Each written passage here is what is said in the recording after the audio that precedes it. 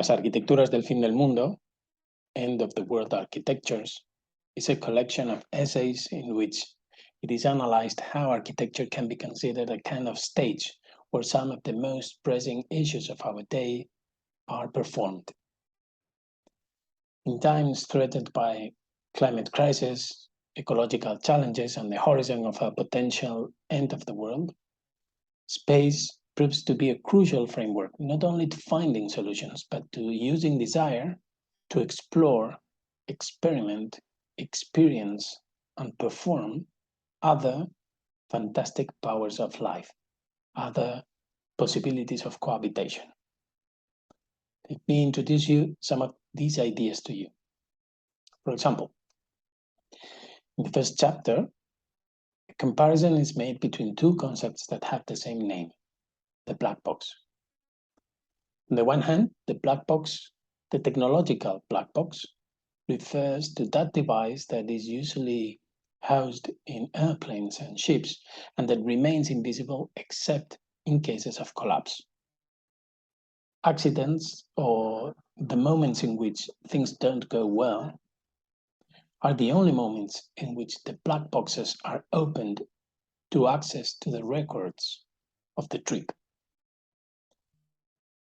The technological black box is the name used by many experts to refer to the invisible technologies that surround us. And therefore, opening the black box means to make visible the invisible. But on the other hand, the theater or the scenic or the performative black box is a very different space. It's that space of the stage in the theaters. Here, the black box is a place of performative experimentation, an architecture designed to activate any fiction, to rehearse with bodies, with social scripts, with narratives, with discourses, etc. Well, this text proposes to cross both terms in space. That is to say, to open the technological black boxes that surround us, to make the invisible visible, to make what is imperceptible perceptible. But at the same time, to black box the spaces, that is to say, to equip the spaces with all the knowledge we can get from the world of performing arts, to turn spaces into places of experimentation. Other chapters rely on certain performative works to rethink forms of cohabitation. For instance, a work entitled The Lazy Reading Club by the collective Spin not only allows us to rethink the relationship of our lives and our bodies with time, but also allows us to imagine new forms of encounter, other ways of being together. In this case, the Lazy Reading Club is understood here as a performative prototype to imagine other forms of coexistence and cohabitation, beyond those dictated by the logics of productive time. Fiction is a crucial laboratory for architecture. In the third chapter of the book, we study the architectures of two important figures of libertine literature, the Marquis de Sade and Sacher Masoch. From the analysis of their spaces, we conclude that both architectural proposals are completely different. That is to say, if we look at how desire is spatially managed, how architecture participates in these amatory encounters, we can observe that both proposals are completely different. The architecture found in Sade's literature proposes a very, we could say, machine-like spatial management of desire.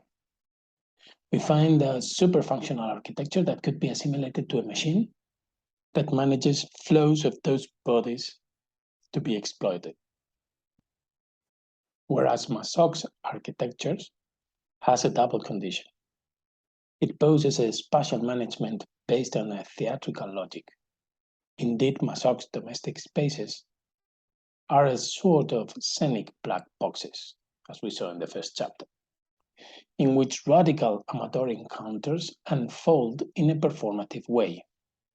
And on the other hand, they also have a juridical dimension.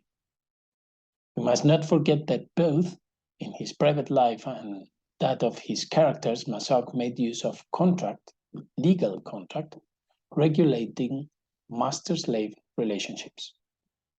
Well, in this case, architecture is part of those encounters. It is the place where contracts are spatialized and performed.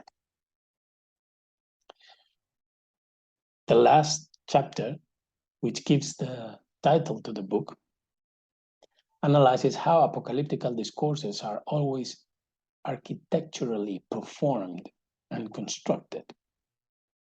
Or to put it in other words, how architecture is the stage on which possible ends of the world are imagined. We could say that there is no apocalypse that is not architecturally constructed. The end of the world is always spatialized, performed in specific architectures. Those are what we called end of the world architectures. But the end of the world architectures are not only architecture for a world about to end, but rather for one that as yet does not know its end. Here the title plays with a double meaning of the word end in Spanish. The word in Spanish we say fin del mundo, has a double sense. On the one hand, you could understand fin del mundo as an ending, but fin also means a purpose, a goal. So fin del mundo could be understood as something that is going to stop, or as something that needs to be thought as a project, as a collective way of imagining the future.